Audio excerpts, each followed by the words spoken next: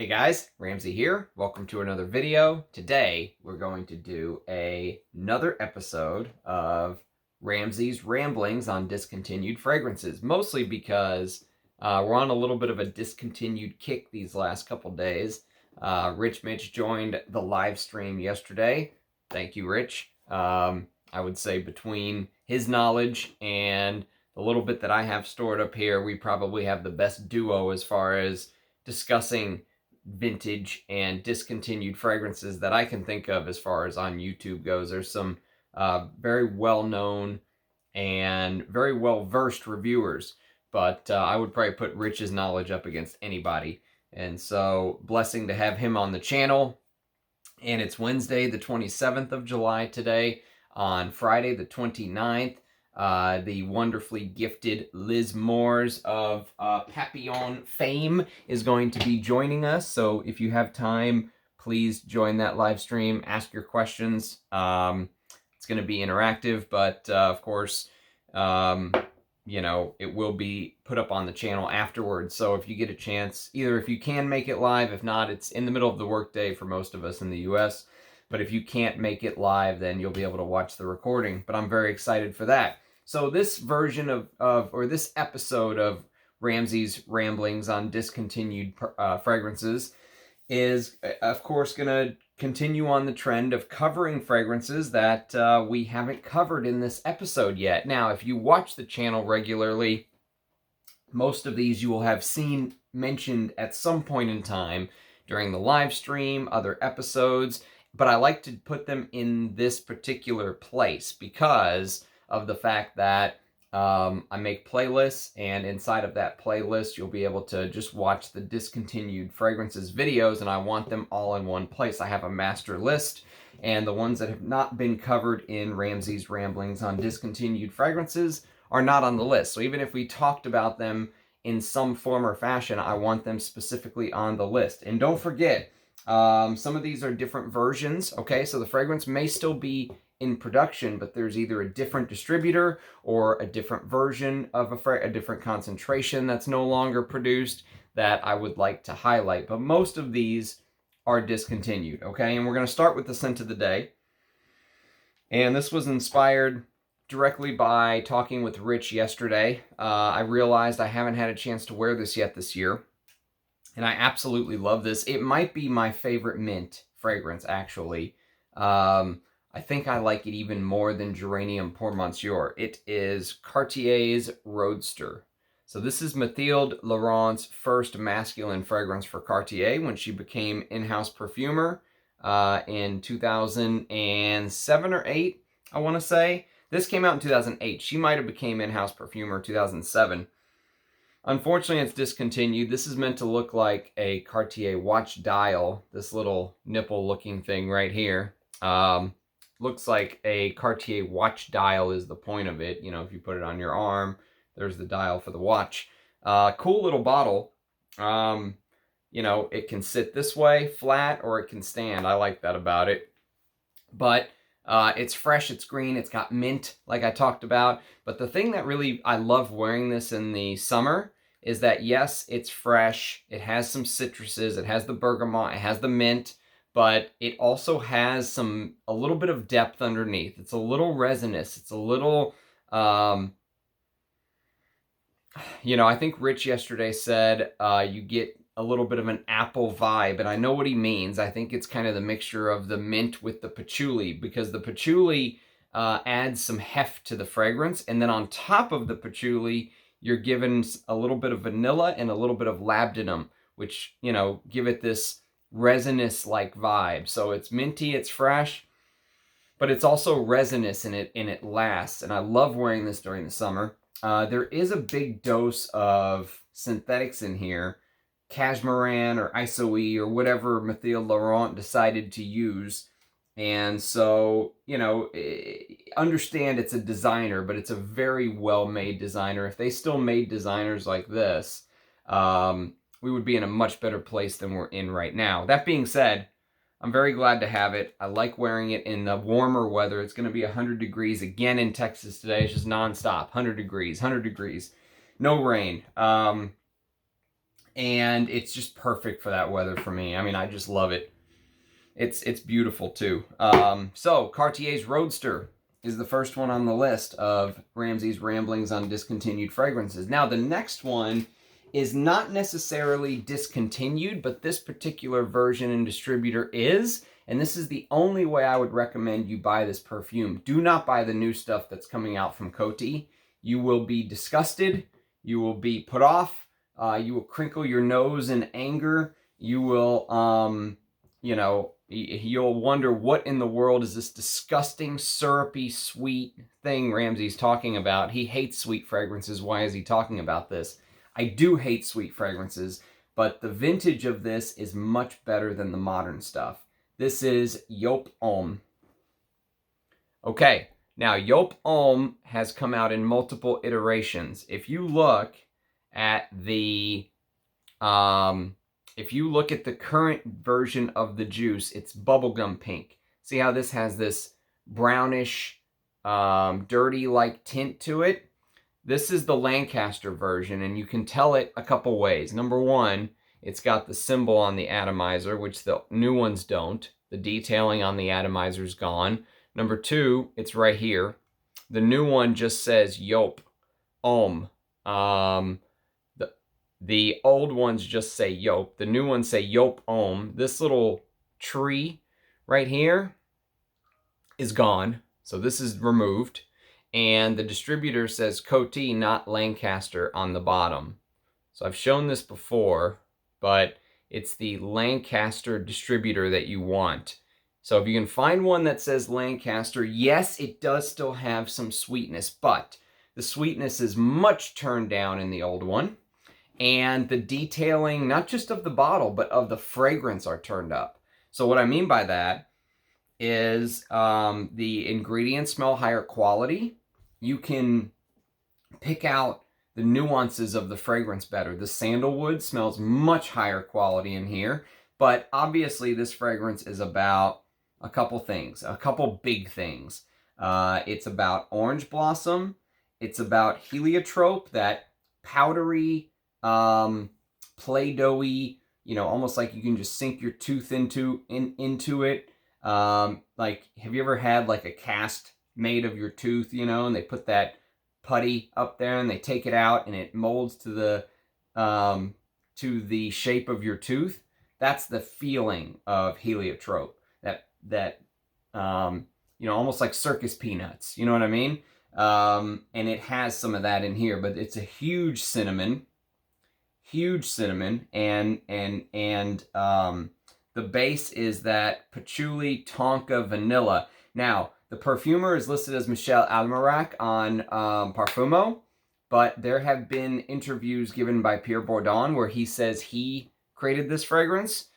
He also made Original Santal for Creed, which is in this same DNA. So I don't know if Michel Almerac and Pierre Bourdon, you know, the streams crossed and they worked together, or, you know, Michel Almerac's getting credit for Pierre Bourdon's work, or I don't know what's going on, you know. But there are some conflicting reports as far as who is the perfumer here. But I'll tell you what, I own both Joop Homme and Original Santal by Creed.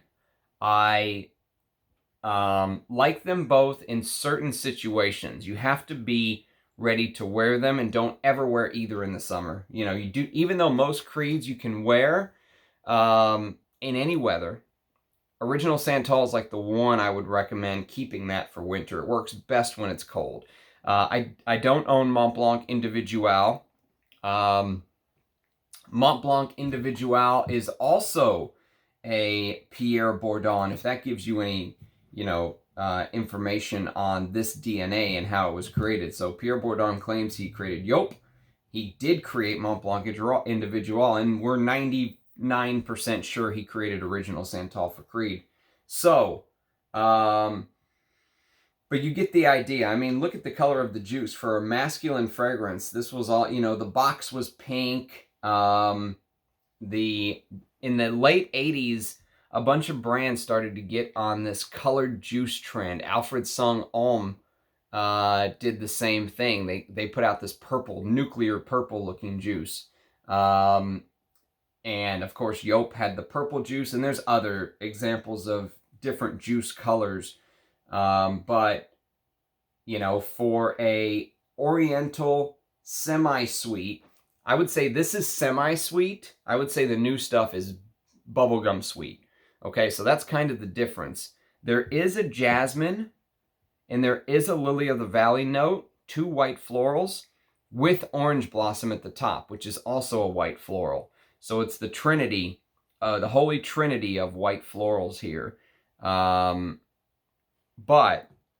it's buried under so much other stuff that, you know, you will pick it out, you'll notice it, but I wouldn't consider this a white floral fragrance. I'd consider it an oriental with some white floral touches. The heliotrope, the tonka, you know, they add to the cold weather fragrance feel to me. And I'll tell you, I mean, if you want to go out and make a statement, like if you want to go to a club or something and it's cold, I mean, wear this. You'll smell completely different. In the old days, everyone was wearing this. Now no one's wearing this. So if you want to smell different from the Sauvage, Bleu de Chanel, Eros, wear Joop Homme. All right, now we're going to go to a house called Etienne Aigner. And one of the fragrances that made my Ramsey's Ramblings on Discontinued Fragrances videos of past is called Aigner Silver. We already talked about that one. So we're going to talk about the remaining 2 Etienne Aigner fragrances that did not make this list yet, but now they will. And the first one is called Explosive. And again, if you've been following my channel, I've talked about this fragrance many a times, but it hasn't made the Ramsey's Ramblings on Discontinued Fragrances yet, and now it has. And Explosive is a fragrance that was marketed for women. Came out in '86, a couple years before Joop Homme.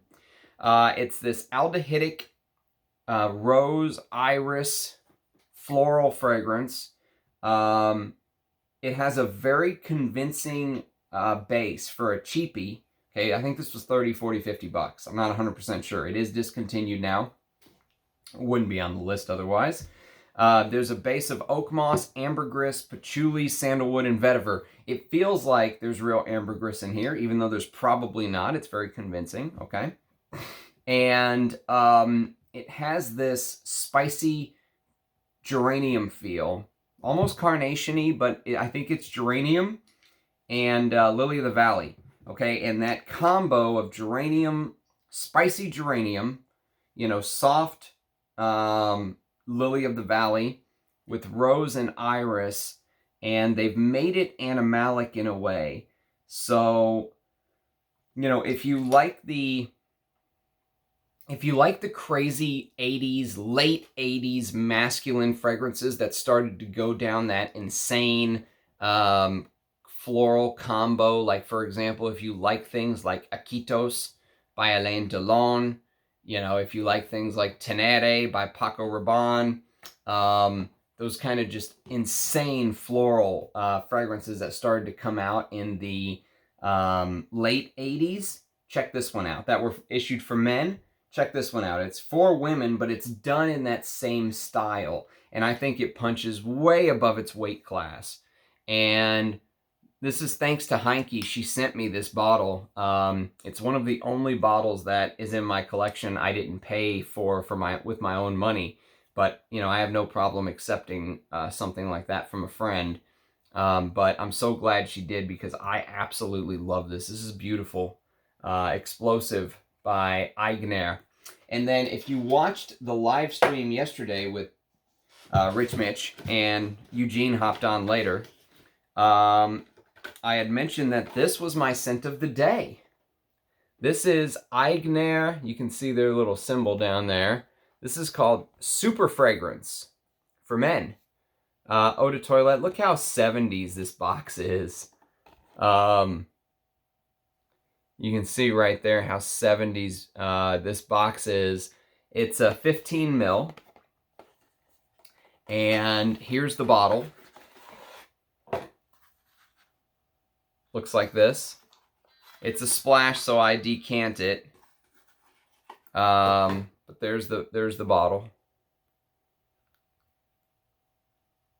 I think this is just a sticker, the perfume house. Lieb Parfumerie Hanover, 15 mils.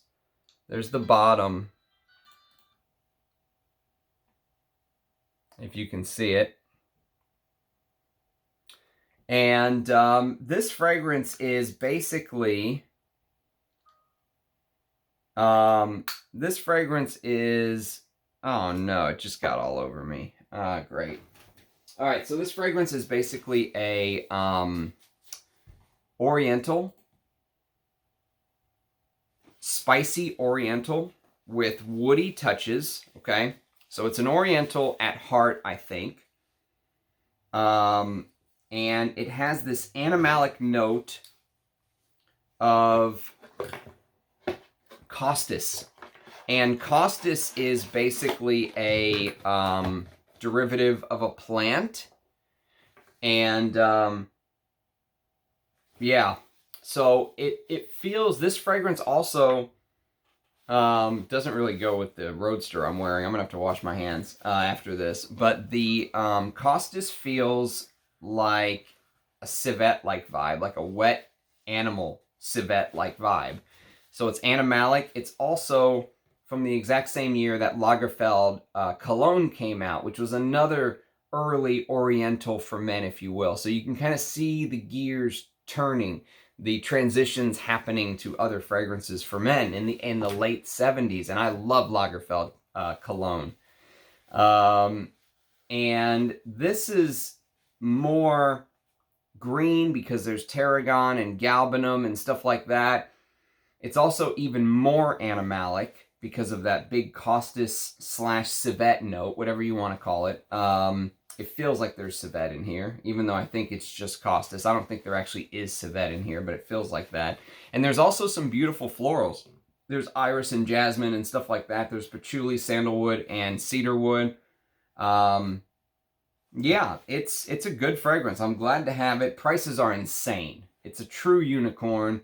Not much of this was you know, created.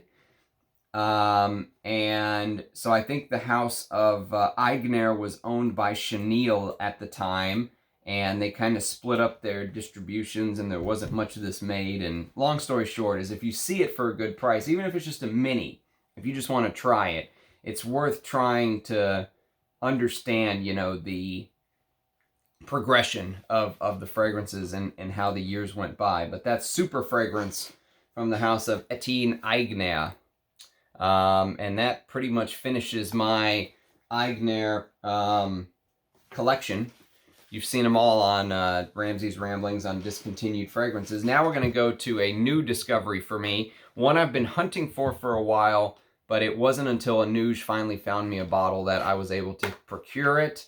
And I wish I had more than just the 30 mils because I really like this. This is called Daniel Hechter Caractere. And you can tell the vintage bottle by the short ingredient list on the back. At least I think it's on the back. Where is the short ingredient list?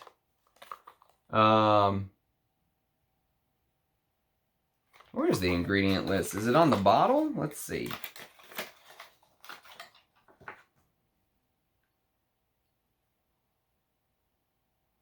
It's not on the bottle. There's no ingredient list. How about that?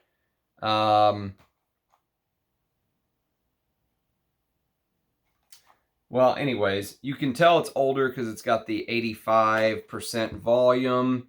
And but this is a vintage bottle, I'm pretty sure.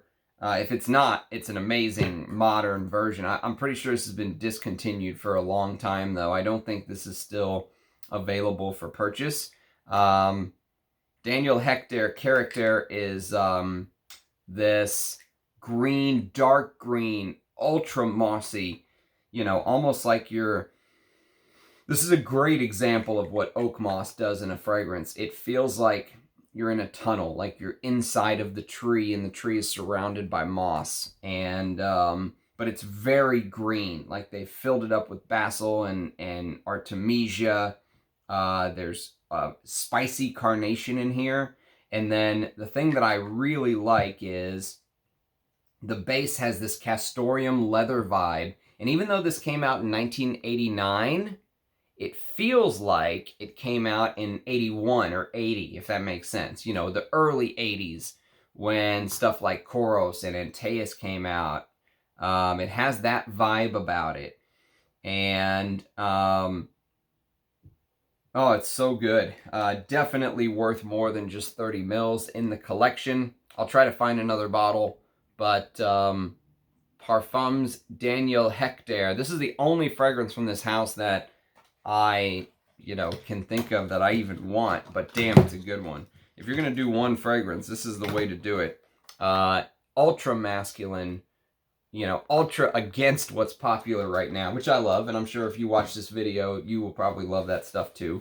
Okay, let's go to the house of Giacomo, and this is going to be an example of one that is still... Actually, I think it's totally discontinued now, but I'm not 100% sure. But I think it's totally discontinued now, even in this modern form I'm going to show you. So the modern looks like this, but you may still be able to purchase this modern. I'm not sure if they're still making this at all, but I know this is discontinued. This version in this shampoo, you know, conditioner looking bottle, or hairspray looking bottle. I don't know what you want to call it. But these two are completely different fragrances. Completely. I'll do a side-by-side comparison one day, but it's supposed to be this smoky, spicy scent. Basically, in a nutshell, this smells plasticky and cheap and almost offensive in the opening. Like you're smelling cheap, rubbery. Like, it almost feels like they made the bottle feel. They made this bottle feel almost rubbery, but not, like almost like touching stone, but very cheap smelling. I am not a fan of this iteration at all. I don't like what they did with this version, but this is fantastic. This is something completely different, and this is the one that I want to show you guys. And you see how the writing on the bottle is blue? So there's a version of this that comes before this one where the writing on the bottle is blue, just like this. If you can find the blue writing on the bottle, whether you can find the original that looks like this, or whether you can find the one that looks like this but with blue writing, get it. That's the one that you want. And this has this opening of this green galbanum with lavender and spicy cardamom, but the note that carries the day in the vintage is clove. It is a huge clove with spicy geranium. So it's like spicy clove, spicy geranium, spicy cardamom, and then you just get this rosewood cinnamon vibe with patchouli and oak moss in the base, and what feels like frankincense or some sort of smoke accord. You know what I mean? Like a dark smoke accord. Even though there's no frankincense listed, it feels like it could have frankincense in the base. And the bottle here lists some things that are actually not on the breakdown. Like, for example, it lists cumin, and there's no cumin in the note breakdown of En Parfumo, but it lists cumin on the notes here, and so but you do get that cumin clove vibe. It's very spicy, but it's very, very good. Very good. This version is worth getting for sure. And people were saying, oh, they're surprised I didn't like this because this is the one I tried first. And I went, what the hell is this? This is not what people are saying. And then Amouage found me a vintage, and voila, it completely clicked in my brain. That's a perfect example of why I do these videos. Because if you're someone like me who loves vintage fragrances, if you just go buy the modern version and you get it and you smell it and you're like, what are these people talking about online? They're completely wrong. They're insane. It's not that they're wrong, it's that you're smelling the wrong version. So that's why I want to do these videos, to really highlight which ones to go hunt down. The Giacomo de Giacomo that you actually want to get is the one that has the blue writing on it. So if you can't find the one with blue writing, honestly, I would probably tell you just skip the fragrance. I mean, just consider it lost. Consider it done. You missed out on it. Get something else. Get something like this that's more available. Would be my recommendation. People might think that's harsh, but I mean, this is just not, it's not even worth the time, honestly. But I'll do a comparison video one day. Okay, another one that I'm going to say the exact same thing about. These are back-to-back twins where it's still available for purchase, I believe. But the modern is not worth it. And that's One Man Show by Jacques Bogart. Now, this is the modern one. And you'll notice the modern one says Eau de Toilette, 87%. This is the one that sucks, okay? The one that you want is the one that says One Man Show Cologne, not Eau de Toilette, 85% volume. So you can see this is a splash. Jacques Bogart doesn't do splash anymore. If you ever see a splash, you know it's an older bottle. My God. This is so different too. It's like they completely took out the animalic notes. Like they just said, you know what, we'll just keep One Man Show as it is and just completely remove the dirty notes. The castoreum, you know, what makes it One Man Show? We'll just completely remove that animalic castoreum, leather, and just leave it as like a green, spicy thing. And they just completely ruined the fragrance. They should have just discontinued it, honestly. This is another one where people said, oh, you know, it's such a beast, it's this, it's that. And I got the modern and I was like, what in the world are they talking about? I did not like it. And then when I finally got the vintage cologne, it clicked. I completely understood what they meant. This is a beast. There is that big time leather in the base, that labdanum frankincense with castoreum and leather in the base that makes it such a beast. This is a no holds barred, masculine, get the hell out of my way. I will not apologize for who I am, masculine fragrance, if that makes sense. One Man Show Cologne, 85% volume. That's the one you want. Okay, let's go to a Dior.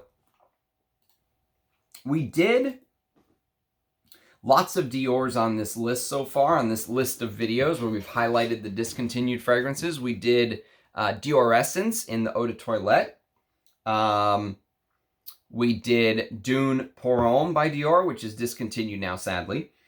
We did Dior Higher, which is discontinued. We did Jours, which is probably my favorite of the discontinued Diors, to be honest with you. And we did Eau Sauvage Parfum from 2012, which is discontinued, and now they issued the 2017 version. And now we're going to do Diorissimo. And you've seen me show this bottle off before because Diorissimo is Edmund Rudnitska's Lily of the Valley creation. That is just absolutely brilliant. So the thing about it is Lily of the Valley cannot be extracted. There's no natural essence that extracts Lily of the Valley. It has to be reconstructed using usable perfume ingredients, basically. And Edmund Rudnitska basically succeeded with his reconstruction of the flower by using a material called hydroxycitronellol. And it's the main component of Lily of the Valley and other notes. But his reconstruction was so good that it can basically count as, you know, one of his masterpieces, they say. And, you know, it becomes even more important because Mr. Dior himself, Christian Dior himself, the man, Christian Dior, it was his favorite flower. Lily of the Valley was his favorite flower. He would actually, tuck it into the hem or sew it into the hem of his models' dresses. Okay, so the models who would model his clothing line, there would be a little Lily of the Valley sewn into the hem for good luck. And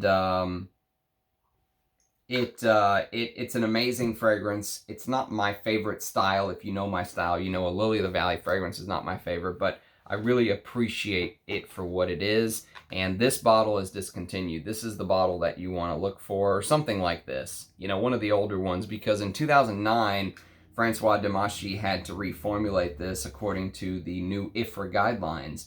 And they reformulated it as part of the Les Créations de Monsieur Dior collection, which someone told me is quite good still, but it's not anywhere near the genius of Edmund Rudnitska's version. So, Diorissimo is the next one. And then, and again, I just grab a bunch of fragrances when I do these, and then they're going on the list, so we know we talked about them. The next time I'll grab a bunch more discontinued. So there's no really set number. There's about 1, 2, 3, 4 more to go. So this next one is an Amouage, and it came out in 1993, and it's called Gentleman's Cologne. This is a tester bottle.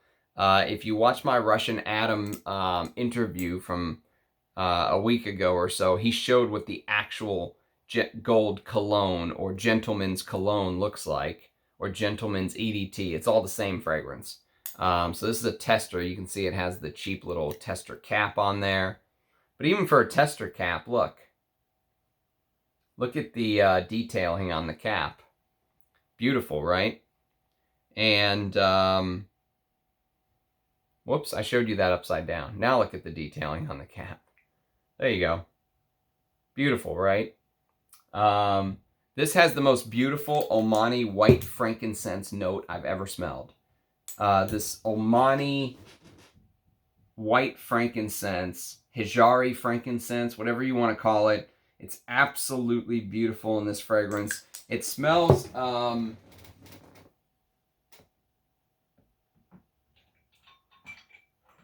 Okay, it smells very similar to the modern Gold Man, but the animalics aren't here. So this has that dirty civet.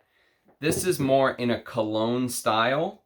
Imagine Gold Man, but in a cologne style with citruses and lemons and oranges, and a big floral heart. Ylang, geranium, rose, jasmine, sandalwood, patchouli, and amber, but with the main focus on that Omani white frankincense and the florals, okay? It's spicy, but it's powdery. It's very powdery, but it's beautiful. It's like this crazy contrast of things, right? But gentleman's EDT or gentleman's cologne or gold cologne, whatever you want to call it for men, is discontinued. It's no longer being produced, but Gold Man is being produced. So this is just much more animalic. It has much more of that civet. Yeah, they're both good. I could wear either and be happy, but it is one that I wanted to highlight. And if you want to see what the actual bottle looks like, go to Parfumo, type in Amouage Gentleman's Cologne, or go watch my interview with Russian Adam. He showed the actual bottle. It's beautiful, actually, the one with the real Amouage cap. This is just a tester, but for a tester, for me, I don't care about the presentation. I want the juice, and so I'm just happy to have it. It's very hard to find now. Okay, next, we're going to go to the House of Lanvin. And for the House of Lanvin on Ramsey's Ramblings on Discontinued Fragrances, we basically talked about Figaro, and we talked about My Sin. Those are the two in my collection right now. And we're going to talk about the third, not the final one, because there is still one left. The third Lanvin that's discontinued in my collection. And it's called Arpege pour Homme. And if you notice, Arpege pour Homme looks like the Dior Homme cap because it came out in 2005, just like Dior Homme, but it came out after Dior Homme, okay? So Dior Homme came out, then Arpege pour Homme came out, and they tried to jump right on the bandwagon of iris fragrances for men with vanilla. And this is a good fragrance. It's a good designer. I got this for a good price from Amouage. Thank you, Amouage. And, you know, this is iris and some spiciness. You get a lot of nutmeg in here, and lots of vanilla, and some tonka. It's a little bit spicy. You know, it's got this peppery opening to it as well with the little bit of citruses you get. You get a little citruses and a slight hint of that laundry-like neroli, right? That like laundry, clean, fresh neroli with pink pepper. But then it just dives right into the iris and the vanilla. It's actually made by Olivier Pechot, who's a good perfumer. This is a good fragrance. It's just, to me, this is good, while the original Dior Homme Silver Stem from 2005 is masterpiece. That's kind of the difference. And that's the problem this fragrance has, is while if I didn't have a full bottle of the Silver Stem, I would wear this happily. It's more vanilla. It's more designerish. You know, Dior Homme, to me, smells like a niche, expensive fragrance. The original Silver Stem. There's so many little details in that fragrance. Olivier Paul's just put so many details, and you know, it's hard for a fragrance like this to compete with a fragrance like Dior Homme. I mean, Dior Homme is like, the original Silver Stem is like it might be my favorite designer. I really got to think on that, but I can't think right off the top of my head right now of a much better designer. I don't know, maybe Fahrenheit. I don't know. You know, that's going to be a tough one. Like a masculine designer. I'd have to think on that. Maybe one of the Guerlain's, Heritage. But, I mean, Dior Homme Silver Stem is amazing fragrance. And while this is good, it's just not masterpiece level, if that makes sense. It's still a good designer. But, you know, if you can find a bottle of the Silver Stem from Dior Homme, the original that was being marketed in 2005 to 2007, I think, or 2008, I can't remember. But for the first couple years of that fragrance's life, get that instead. But if you can't find it, and you can get this for 40 bucks like I did, do it. It's a good fragrance. It's good to have. And now that it's discontinued, you never know what prices are going to do. You know, but it does have, it feels, you know, much more designer than Dior Homme, like I said. But the iris note in there is beautiful. Okay. Next, we're going to go to a discontinued Marc Jacobs fragrance. You know what it is? The only Marc Jacobs in my collection. It was created by Jan Vasnier, and Anne Gottlieb was the product developer. Now, what's interesting about this, here, I'll show you the bottle first. It's called Bang by Marc Jacobs. It looks like, you know, someone punched the bottle and it just got bang. All right, so cool idea for a bottle, and a name, and a fragrance. It's a good fragrance. It's a peppery fragrance. It's one of my two favorite peppery, like heavy pepper fragrances. The other one, which I like even more than this, is called Aigner Man by Amouage, and I have about 50 mils of that juice in decant form. I have a lot of that juice, but not a full bottle. But I'll do a full review on that one day. But this basically takes three main types of pepper. It takes pink pepper, black pepper, and white pepper, and mixes it with this resinous-like quality from a mixture of benzoin and elemi, and there's some patchouli in here, vetiver, and white moss. I have no clue what white moss is. Whatever it is, white moss. And this is, yeah, so this was actually a 30 ml bottle that, I can't remember where I got this from. It did win the Best Packaging Awards in 2011. That is pretty cool packaging, I'll tell you that. But it's good, but it is designer level. It's kind of like, It's kind of like on this. You know, I said I really enjoy this, but it's a designer fragrance. I'm wearing Roadster today, but just understand it's a designer. That's how I feel about Marc Jacobs Bang. Yes, it's a good fragrance. Yes, it has that pepperiness that just kind of blends into that,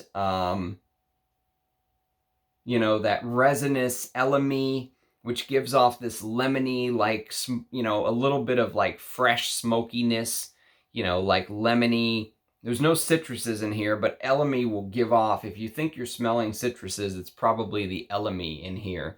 And probably some sort of synthetic woods is my guess, ISOE Super, because it does smell like a designer, but it's a good fragrance. But if you really want a elemi pepper fragrance, go for Amouage Honor Man would be my recommendation. That's an even better fragrance. Okay, and finally, we talked about Marbert Gentleman on one of these Ramsey's Ramblings previously.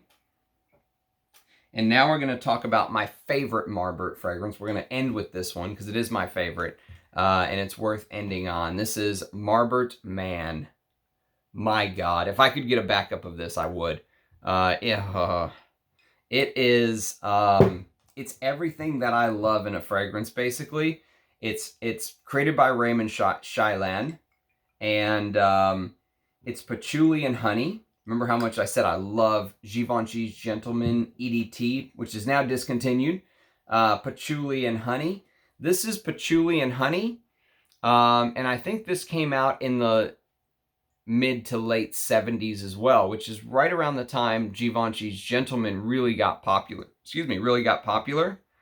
But what makes this fragrance so different from Givenchy Gentleman? Yes, it's patchouli and honey and old school oak moss. Yes, it is. Yes, there's a leather note like Givenchy Gentleman. Yes. But there is this aldehydic freshness in the top, okay, that is missing from Givenchy Gentleman. Givenchy Gentleman goes straight to the heavy stuff, which I love. The castoreum, the dirtiness. This has some of that, but it contrasts it with freshness at the top. So underneath, you get the dirty patchouli, honey, animalic honey, which I love. But in the top, you get this aldehydic, lavender, lemony, green artemisia with basil. So it's that old school masculine, you know, greenness, but fresh. It manages to stay fresh, even though it has all those heavy notes that I love. And even though you can pick out those heavy notes, so you can grab that heavy patchouli in your mind, you know, while you're wearing this. You can grab that heavy old school oak moss. You can notice the animalic honey from the get-go. And yet, even through all that, it manages to stay fresh. They've used like juniper and spicy geranium and a little bit of cinnamon and some, you get a rose, a very fresh rose, and then it's that animalic honey. And it's just, I mean, you know, the real original, I think, was written in red. I think it was red. I'm not 100% sure. But there's the bottom of my bottle. So I think this is probably 20 or 25 years old. I'm not 100% sure. But I absolutely adore this fragrance. It's my favorite Marbert fragrance by far. And I think it's probably one of the most underrated honey fragrances of all time. When I do my This Is Not a Top 10 honey fragrances, when I rank them, I'm going to struggle. I honestly, that's one where I'm going to struggle. Because I love this just as much as I love Givenchy Gentleman. Just as much as I love Hugo Boss No. 1. Honestly, you guys know how much I love that fragrance.